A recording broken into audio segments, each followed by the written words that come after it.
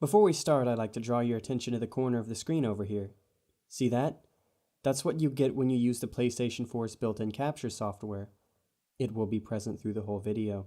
Nioh starts off with the player character, William, a former pirate stuck in the prison complex that is the Tower of London. He is said to be executed after learning too much, but breaks out with the help of this fairy thing. In the process of doing so, you cut guards down with little fanfare, until you come across corpses one can only imagine were William's compatriots. Looks like I might be able to escape from the top of that tower. I don't know what would make you think that, but alright. It culminates into something of an anti-boss in a way that feels both amazing and amusing before he becomes a monster that's still a relative pushover. This skinhead steals your ferry, and then you have to chase him across Japan, the shore of which you reach 2 years after the initial breakout. And speaking of breakout, what's all this? Whoa! I just chopped that dude's arm off. And that one's. And oh god, I just shot that guy's head off. Yeah, you get it.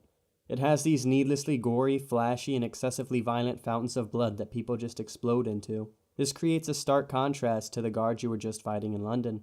It's so inescapable and jarring when you play through the first mission. Your sword cutting through people's limbs with its death strokes, knocking people's heads off by stabbing them in the foot with your spear, breaking their body apart with the most lackluster hit from your hammer. The dual swords in Kusarigama have it the worst, to the point where you just keep maiming people with hardly any choice but to let their head roll. By the end of the first mission, you haven't even gotten used to it so much as you've just learned to ignore it and accept it that this is the way that it is. And that's actually pretty genius. I would compare the sensation I got from the constant exposure to these blood fountains to the sensation I get from the Ava elevator scene. This scene is awesome. The way it lingers an uncomfortably long time before it actually gets to the violence everything that cinematography was leading to impresses this incredible tension and frustration on you. When I first saw this scene, I was actually yelling at the TV because it was making me so bothered and uncomfortable by doing nothing. Nioh gives me the same sensation by something it actively does.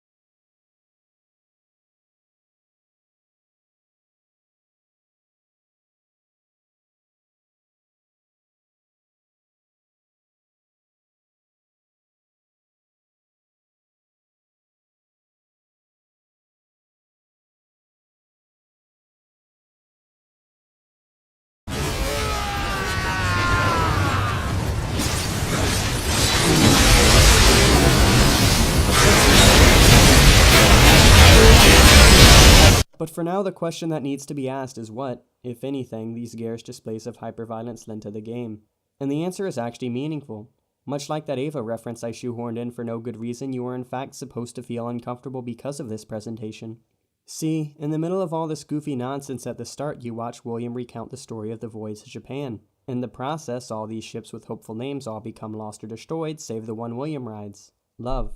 He comments that this is ironic given that no love was to be found in Japan, only monsters and death. And that statement summarizes everything that the first mission represents. You depart from this hell voyage and the first thing greeting you is a town raised by bandits. You know nothing of this place and your character can thus only assume that he is in a land of savage bloodshed and disorder. The bloody mess that combat in this game displays this madness of chaos and war in a tangible way that noticeably and profoundly affects the mood in which you play the game. This world is bloody, violent, and above all doesn't care when you or its inhabitants die brutally and unceremoniously.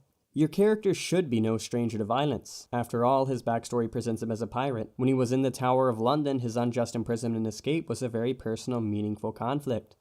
Japan? Not so much.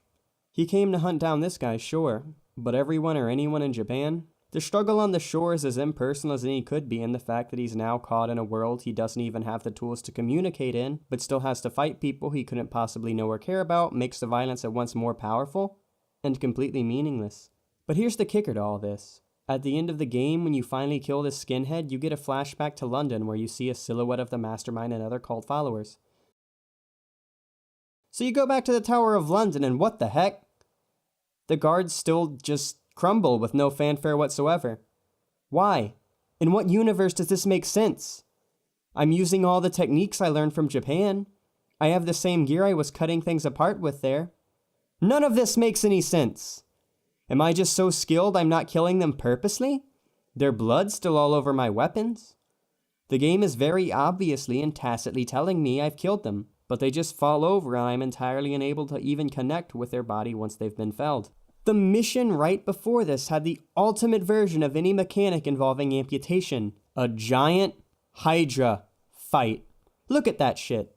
And now I can't even scratch this guy? If I judge this by the metric established earlier by the mechanic, then I've already been here, and this place has an order to it I've seen before. I decided to come back with very deliberate intent. But at the same time, to anyone looking, I'm just some crazy maniac running around murdering people. I'm an agent of chaos in my own right, a whirlwind of unfeeling death. There's even a guy locked up in here that tells you look funny and questions whether or not you're English. You have at this point become something completely alien. You have made the Tower of London a world of chaos, and yet everyone in it are allowed to die in one piece. So what does this imply? Well, essentially it says that the English have a higher dignity to them. This in turn creates something of a dehumanizing effect for the Japanese people you slaughter left and right throughout the game. This is made all the more confused because I'm not even sure William kills anyone in any of the cutscenes in the game, with the exception of the one guy he actually sets out to kill. Now I know that sounds weird. This is, after all, a game developed by a Japanese studio, and it makes no sense at all that they would set up the game to convey this. But we have to think of what it says because it was a deliberate choice for them not to do so. A choice that made sense the first time, but not so much the second. So why? Maybe the tower was built as a demo thing they made and simply didn't think to make them fall apart the second time, so all they ended up doing was tweaking their numbers later. And you'd be wrong. The demos of the game were all set in Japan. Now maybe it was in the earliest builds, but in many ways the tower seems an afterthought. After all, the credits roll at the end of the mission before this, once you have done everything you set out to do and fulfilled everything people wanted you for. But perhaps more importantly, why should you care that the game seems to make this awful implication? Well, I might get the criticism that, you're just reading too deep into Gore of all things, how stupid can you be? And I might give you that. But I also need to ask you, why do you think the English aren't treated like that? But to answer that question with an actual answer, it is impossible not to notice Japan plays by entirely different rules. I had originally titled this video as Ludonarrative Dissonance in Nioh, ludonarrative dissonance being a term that refers to the gameplay and mechanics of a game disagreeing with the story or narrative of a game. This was initially meant to refer to this dehumanizing element grating against the segments in England, a place where everyone is actively scripted to be one-dimensional assholes. As I contemplated it more, I realized that the gore was not in fact against the narratives of the game, given the earlier point about the perceived chaos of Japan. The Japanese characters who do have the dignity of being given names and faces do have personalities of their own, and if not likable or at least amusing. See that monster walking around the room? That's the executioner from the first time. He's been there for like 4 years. Even he doesn't have this mechanic. And he's just angry he didn't get to cut you in half when you kill him. That bloody pirate! I'll kill him with my own hands! Send him right to hell! Ah! This guy isn't even a person. He's just some asshole who gets off on splitting people in half. That's all he is. Sure, everyone in Japan wants to fight you too. But they're not dicks who just want to murder people. Let's take for example this old dude. He says hi and, oh, spear's my hobby. Wanna spar a bit? It'll be fun. And he never kills you. Back to why does it matter, there is a reason these guards in London were not made to fall apart both times. And while I can't for the life of me figure out why they weren't the second time, people are inevitably going to feel that dissonance, and as a result might look on the whole game less favorably. Given that this is the first and last impression the game makes with you, and people will inevitably question why that is. But actually, there is another reason this could have been the case, and in its own way I find it even more damning.